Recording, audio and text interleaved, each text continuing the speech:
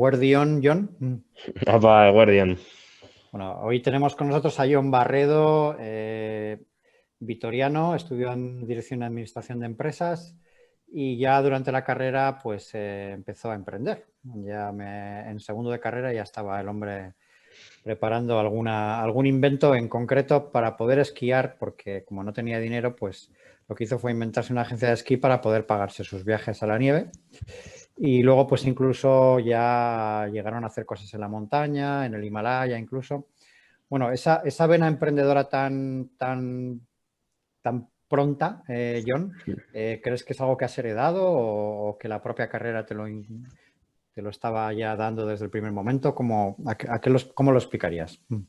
Pues lo primero de todo, encantado de estar aquí y yo creo que no sé, el ser prematuro en el mundo del emprendimiento seguramente viniese dado porque desde pequeño me ha apasionado enormemente la montaña, desde muy pequeño, y siempre he sabido que quería trabajar en algo relacionado con ello, y si podía ser algo propio, con ideas, etcétera, que al principio eran evidentemente cosas muy pequeñas, pero luego han ido evolucionando, pues al final era lo que me llenaba a nivel profesional y personal, y yo creo que nace de ahí esas ganas de emprender. Vale, de ahí nace las ganas de ir a la montaña, pero la de emprender... También eso es, pero va unido. Sí, o sea, al final yo lo considero muy unido. Al final en la montaña hay que trabajar en equipo, hay que esforzarse para llegar a la cima, para bajar sano y salvo abajo. Entonces lo considero con valores muy relacionados con el emprendimiento.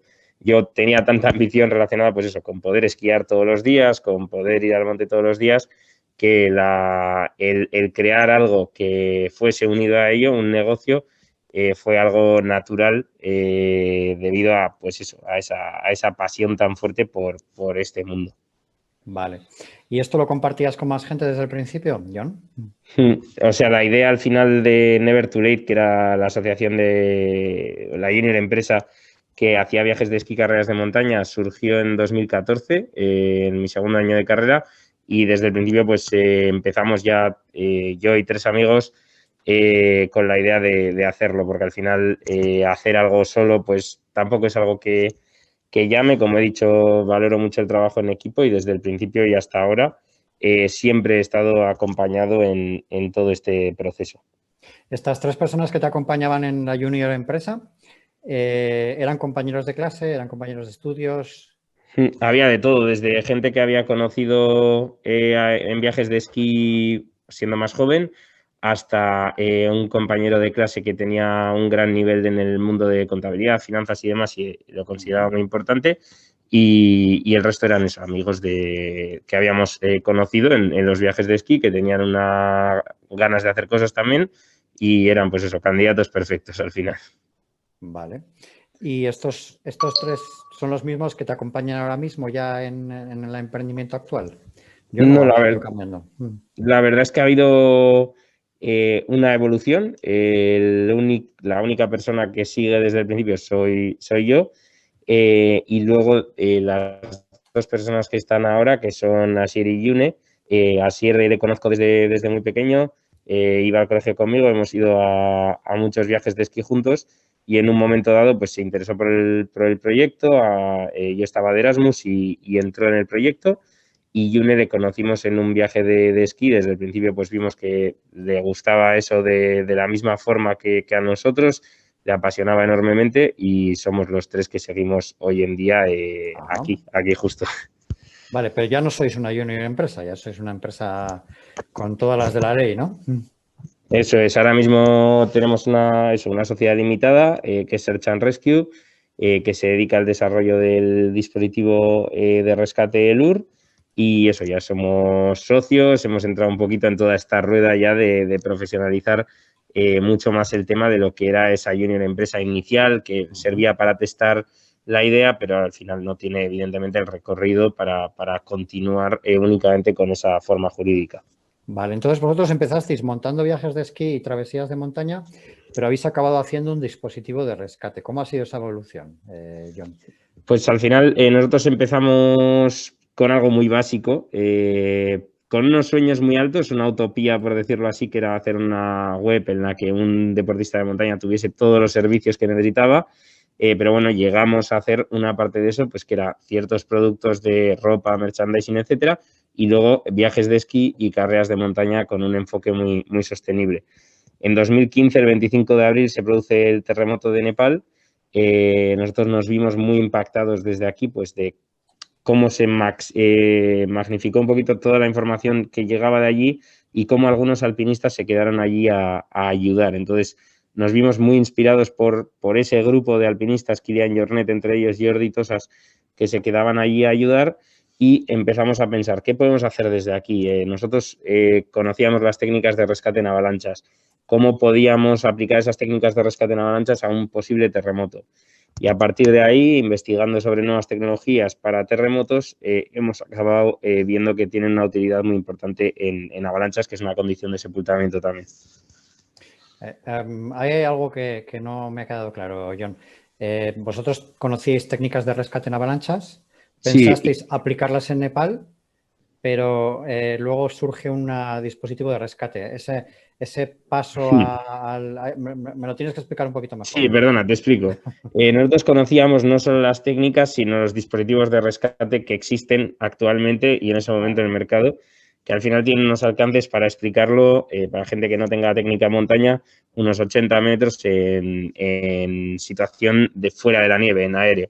Nosotros intentamos probar esos dispositivos en terremotos. Vimos que no eran útiles en terremotos y que en avalanchas pues no había habido una gran evolución desde 1980, que fueron las invenciones de estos dispositivos.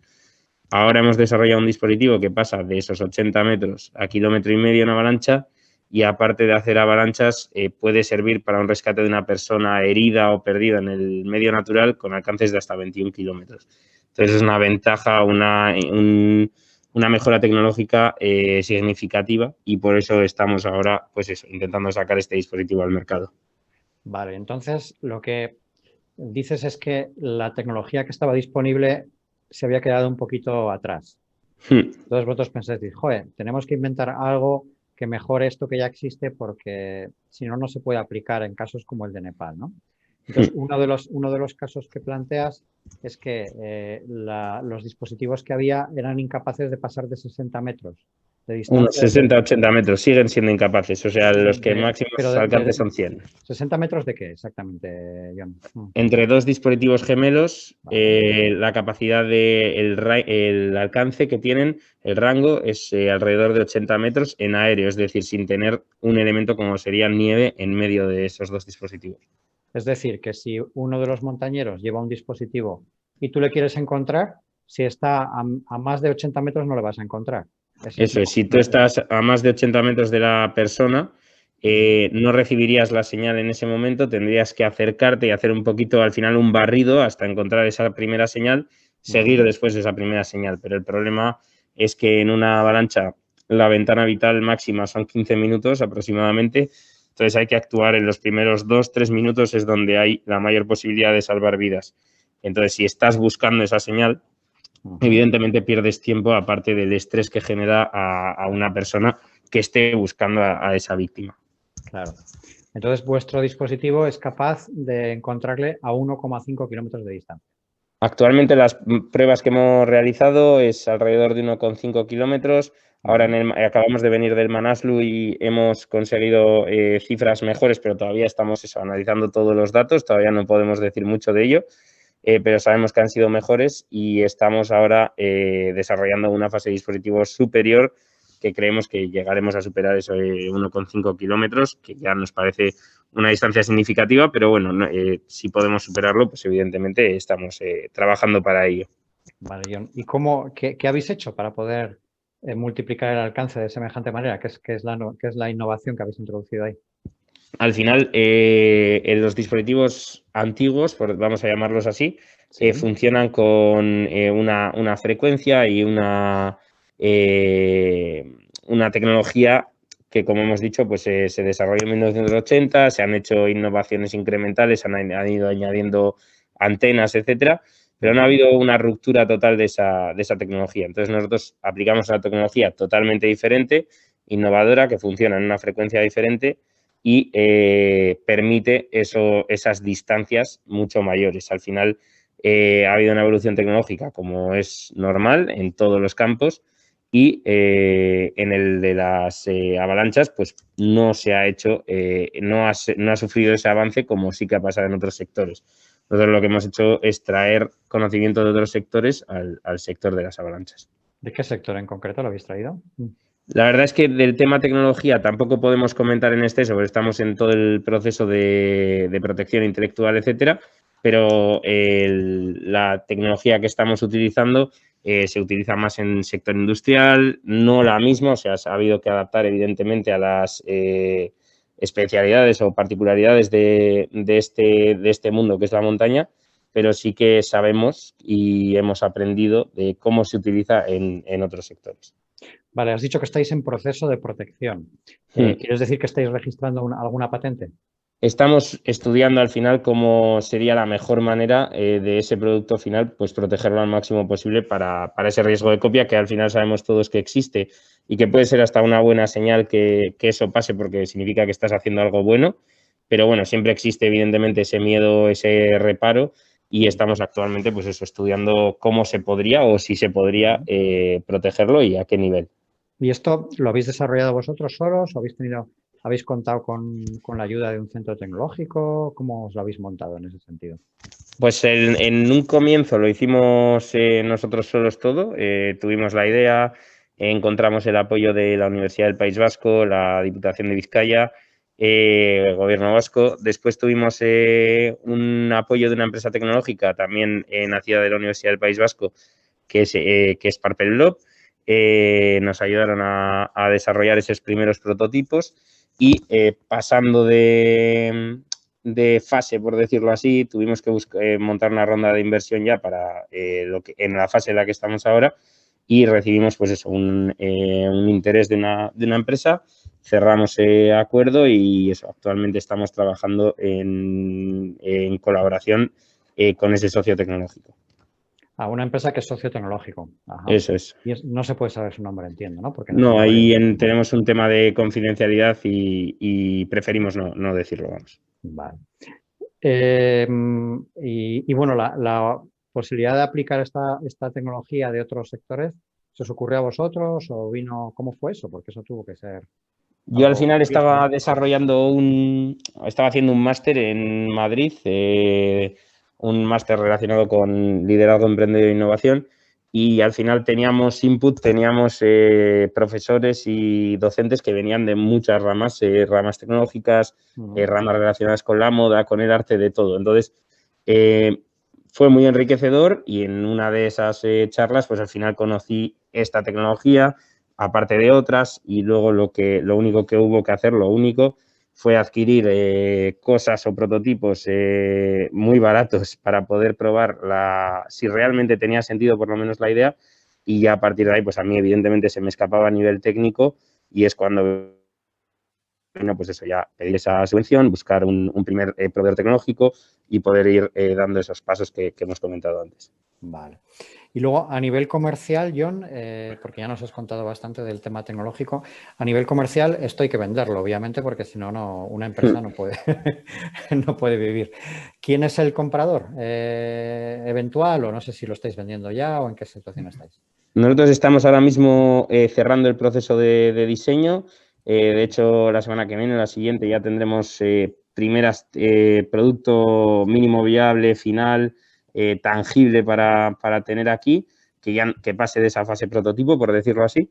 Entonces, los clientes que me has preguntado, al final hay diversos sectores. Nosotros los primeros que pensamos, al ser un dispositivo polivalente, no solo se dirige a un esquiador, a un snowboarder, un alpinista, a gente que hace deporte de nieve, sino también a gente que hace bicicleta de montaña, que hace senderismo, que hace trekkings, que hace montaña en verano, porque esas personas pueden sufrir una caída, una lesión, perderse por la niebla y es muy útil tener un dispositivo de estas características para el equipo de rescate. Lo que me lleva al otro sector grande, que son equipos profesionales, es decir, los equipos de rescate de la Ertzaintza, de la Guardia Civil, del propio Ejército, tiene la Unidad Militar de Emergencias. Todos estos clientes, todos estos actores son evidentemente, están muy interesados en lo que es el dispositivo, ya se han hecho pruebas con ellos de hecho, y son los primeros pasos que queremos dar. Una cosa muy buena que pasó con la ronda de inversión es que nosotros al final, pues como desde el principio has visto, montaña, montaña, montaña, pero este inversor nos abrió un abanico nuevo en el sentido de esto puede ser un elemento, un EPI, de cara a obras, de cara a grandes infraestructuras que tienen un riesgo también de problemas de este tipo y estamos también estudiando evidentemente esa otra rama que sería muy interesante. Ajá. Y entiendo por lo que estás contando, John, que para que esto funcione el dispositivo lo tiene que tener tanto el que va a ser rescatado como el rescatador. Eso es, nosotros, igual que funcionan los dispositivos actualmente, perdón, uno de los problemas que existen es que hay un dispositivo que es como una baliza, es pasivo y lo lleva mucha ropa de esquí. Ahí es típico verlo en la ropa de esquí. ¿Qué pasa? Que cuando una persona sufre una avalancha, el único rescatador posible para ese dispositivo sería el equipo de rescate de la estación, el equipo de rescate del valle, etcétera. Como hemos dicho, hay 15 minutos de tiempo. Necesitamos ser mucho más rápidos que tener que esperar a todo eso. Tiene que ser un compañero el que rescate a la víctima. Entonces, para que eso pase, el dispositivo tiene que ser capaz de buscar a un dispositivo gemelo. Esa es la manera de funcionar más óptima y eficiente a nivel de poder encontrar a una persona con vida. Vale, entonces esto es un poco... Esto comercialmente pone las cosas más difíciles porque, claro, si los rescatadores compran el dispositivo pero no lo tienen los que han de ser rescatados, tampoco serviría, ¿no? Entonces tenéis que conseguir que los dos marchen a la vez, ¿no? Tanto rescatadores como eventuales rescatados, ¿no? Lo ideal sería, evidentemente, lo que acabas de comentar, pero un equipo de rescate, al final, al rescatar a alguien, se está poniendo en riesgo, hacen batidas por el monte muy, muy grandes para poder buscar a la persona. Entonces, lo que nosotros primero queremos hacer es proteger al propio equipo de rescate. Si hay 15 efectivos dentro del equipo de rescate, se pueden tener monitorizados con un dispositivo para saber dónde están las personas, si alguien sufre algún tipo de accidente, etcétera. Entonces, es una parte muy importante para nosotros poner en valor y proteger también a los rescatadores que toman riesgos de cara a salvar a las personas. Claro. Entonces, ahí ese sería el primer cliente, claro, porque ese es quizás el más fácil de convencerle, claro. Eso es, al final ellos tienen una sensibilidad mayor pero pasa lo mismo, por ejemplo, a nivel alpinismo, nosotros, Alex Chicón es socio del proyecto, alpinista vizcaíno, y cuando hemos estado con él en cualquier expedición, etcétera, una persona con ese nivel de técnica siempre tiene mucha más sensibilidad a la seguridad como un alpinista experto que al final un senderista que va el domingo con un bocadillo, etcétera. Siempre suelen producirse más accidentes a ese tipo de personas, curiosamente, que a los que toman un nivel de riesgo mucho mayor porque suelen estar más formados. Vale, has comentado a Alex Chicón, que además de socio, es uno de vuestros prescriptores ya. ¿Cómo le convencisteis para entrar en esto? Pues fue muy curioso con Alex, la verdad, porque teníamos un amigo en común, Urdín Elorza, que es árbitro ambiental, está muy enfocado en el tema de protección natural, impacto de las carreras de montaña, etcétera. Y pues hablando con él y contándole un poquito el proyecto, le pareció muy interesante y nos dijo, mira, yo conozco a Alex, seguro que os va a ayudar sin buscar nada a cambio, tal.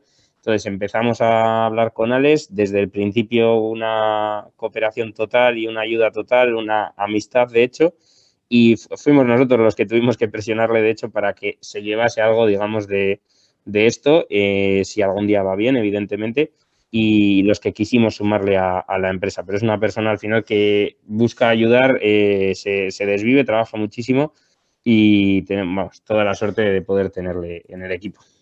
Además, él está probando personalmente entiendo que un prototipo todavía, ¿verdad? Eso es, él ha probado todos los prototipos con nosotros, ha estado en las jornadas de pruebas, en el K2 lo probamos con él, en el Manaslu este año también lo hemos probado con él, entonces está muy pendiente de lo que es su parte al final, que es toda la técnica de montaña que atesora después de tantos años.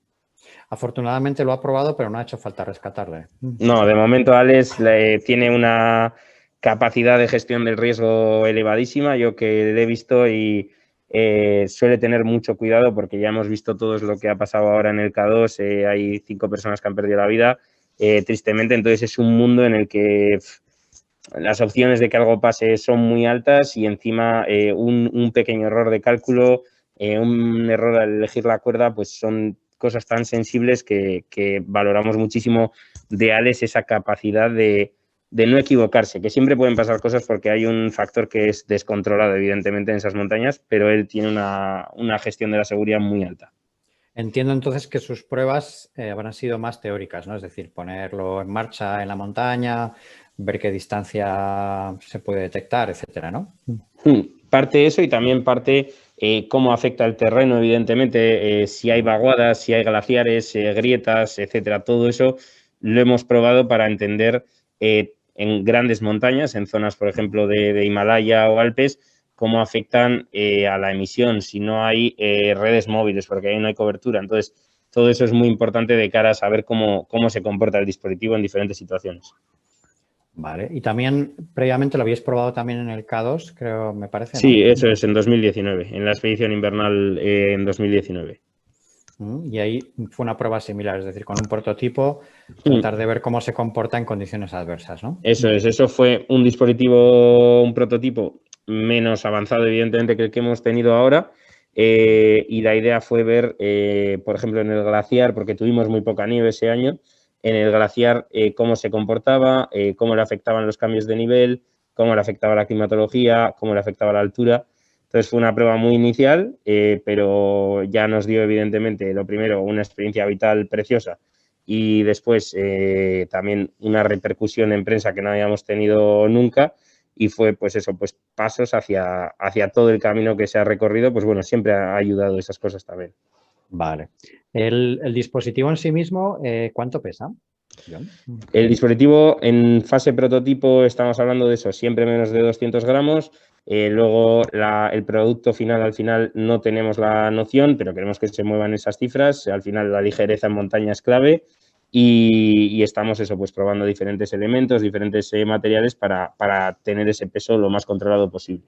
¿Y esto qué lleva? ¿Pilas? ¿Una batería? Es una batería recargable. ¿Cuánto tiempo dura? Depende, eso no puedo deciros exactamente porque al final estamos en fase de pruebas con diferentes baterías, diferentes modos de funcionamiento, pero sí que queremos, va a pasar de una jornada, es decir, de una jornada de actividad 24 horas que pueda mantenerse, porque al final ya vemos, por ejemplo, K2 otra vez, hay personas perdidas 3, 4 días, también en la montaña puede pasar que haya una persona, y más en nuestras montañas, que pueda aguantar varios días perdida. Entonces es importante que el dispositivo no tenga un funcionamiento óptimo durante 5 horas y luego pierdas esa posibilidad porque es más importante, de hecho, que se alargue en el tiempo que pegar un fogonazo, por decirlo así. Porque deduzco, John, que al utilizar frecuencias distintas es posible que el consumo también sea más intenso del aparato o no. No tiene ninguna relación. No. En el caso, o sea, ahí sería más la potencia de la señal que la frecuencia. En los dispositivos que se utilizan actualmente se funciona, por ejemplo, muchos con pilas.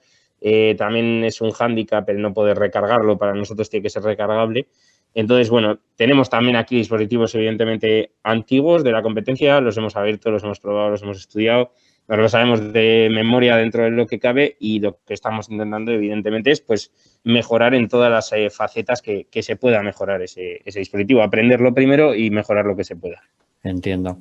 ¿Y cuántos dispositivos queréis vender cuando estéis ya en el mercado? Tenemos estimaciones, evidentemente. El tamaño de mercado sabemos que es en España alrededor de 3 millones de euros en lo que es el sector solo de montaña, sin contar equipos de rescate, sin contar estaciones de esquí, sin contar este tipo de cosas. Nosotros lo primero que queremos este 2021 es poder salir a vender ya, o sea, poder tener ya el producto terminado, que todo va camino de que sí, evidentemente. Y luego tampoco tenemos una cifra clara de cuánto vamos a vender, de cuánto queremos vender. Tenemos estimaciones como siempre, pero eso, lo que nos gustaría es eso, este 2021 poder ya tener un caso real de pues un rescate en el que se ha utilizado el UR, ir aprendiendo de todo esto. Creo que todo, cuando el dispositivo esté en el mercado, nos va a permitir aprender mucho más que evidentemente con 4 prototipos nosotros o 6 o los que sean, probando en puntos muy en plan este día. Nosotros queremos que se use, que aprender de ese uso de los equipos de rescate, por ejemplo. ¿Y qué precio va a tener aproximadamente el dispositivo, John? Ese tema no lo podemos comentar porque, o sea, sí que sabemos un rango, queremos que se mueva en un precio similar a los dispositivos actuales, que van, pues, oscilan desde 300 a 500 euros, pero el precio específico al final vendrá dado también por los costes de producción, que en una producción en serie todavía no tenemos el número, no tenemos que hilar muchísimo más fino para sacar esas cifras. Entiendo que la producción en China, ¿no? No, la verdad es que no es el plan inicial. El plan inicial es hacerlo lo más cerca posible de casa. Dentro de, evidentemente, habrá que analizar costes y demás, pero no tenemos la idea ni mucho menos de externalizarlo a China. Y o sea, ¿existen empresas que puedan fabricar un dispositivo como el vuestro en el Sí. entorno? En Euskadi a nivel industrial existen empresas para esto y de hecho cosas mucho más complicadas y complejas tecnológicamente, mucho más pequeñas. Esto al final no tiene una complejidad técnica como lo que podemos estar viendo ahora en otros sectores en los que se reducen este tipo de chips, este tipo de dispositivos hasta cosas ínfimas. Entonces eso sí que técnicamente sería mucho más complejo. Nosotros creemos que el montaje y el diseño se puede llevar todo desde casa y es la idea inicial que traemos. Ajá. Entiendo que ya habéis establecido contactos con posibles fabricantes, ¿no? Eso es, sí, o sea, hemos hecho visitas, de hecho, o sea, tenemos un conocimiento mínimo de momento de lo que sería toda la fase de producción, pero ya tenemos una idea inicial para saber por lo menos eso, que se puede hacer aquí, más o menos unas orientaciones de tiempos y todo, para eso, hemos hecho un poquillo deberes previos para cuando toque tener algo adelantado. Sí. ¿Y tenéis todos los componentes necesarios? ¿También se pueden traer sin problemas? No hay ninguna, en ese sentido tenéis ya todo estudiado, ¿verdad? Sí, o sea, al principio era más complejo porque nosotros no tenemos esa experiencia técnica, pero con el equipo técnico que tenemos ahora dándonos apoyo, pues al final lo dejamos un poco en sus manos, nos informan de todo, por supuesto, pero nos fiamos al final de esa experiencia y del buen hacer, vamos. El equipo técnico que es el de la empresa que es socia Eso vuestra, es, del socio tecnológico. Vale, y entonces vosotros, vuestro equipo de LUR exclusivamente, entiendo que es exclusivamente de negocio y comercial. Eso es, nosotros tenemos una formación de administración y dirección de empresas en mi caso, emprendimiento, etcétera, así trabajo social y luego también emprendimiento, y Yune es geóloga. Entonces, Yune sí que hace una parte más técnica a nivel terreno, a nivel diferentes pruebas, a nivel materiales. Asier hace el trabajo de comunicación, redes sociales y todo lo que nos movemos a nivel imagen. Llevo un poco más la estrategia de negocio. Tengo algo de conocimiento tecnológico también, pero muy a nivel autodidacta, vamos a decir. Y luego, pues eso, nosotros nos encargamos de hacer que todo un poco funcione unido. El equipo técnico por un lado, por ejemplo, ayudas públicas, etcétera, todo eso traerlo y que la maquinaria pueda seguir funcionando. ¿Y dónde estáis físicamente establecidos, John? Estamos en Amorebieta, en el Parque Industrial de Boroa y eso, somos de Gasteiz, venimos todos los días aquí, pero eso, queríamos estar también cerca de la empresa que había entrado y poder tener todo pues más, todos juntos, por decirlo así. Vale. Y finalmente ya, John, cara al futuro del sector en el que estáis, que es la seguridad o la seguridad aplicada a la montaña, ¿qué tendencias percibes en el sector? Nosotros lo que hemos visto en ferias, hemos estado ferias de seguridad y ferias específicas de nieve. Entonces, en tema de seguridad hay una tendencia brutal hacia los drones, evidentemente. Nosotros utilizamos drones, el dispositivo está adaptado para poder utilizarse con dron. Y también hacia lo que es el mundo de la montaña, unas mochilas que se llaman las mochilas ABS. Tienen una bolsa de aire, por decirlo así, que se hincha en el momento de la avalancha para que la víctima pueda quedar por encima de la nieve. Todavía están recién salidas al mercado, o sea, tampoco tienen, o sea, sí que hace unos años, pero no es algo como 1980 los dispositivos. Entonces, se ha pasado de mochilas de gas a mochilas eléctricas, está habiendo una innovación muy potente, muchos recursos destinados a ello, y un poquito esas dos vías, tema drones y tema mochilas de ABS, es lo que ahora mismo está en boca y lo que se está desarrollando. Ok, John, pues muchísimas gracias por todos los detalles que nos has contado, muchísima suerte Muchísimas gracias a vosotros. y que fabriquéis bien y vendáis muchos dispositivos. Vale, perfecto, muchas gracias.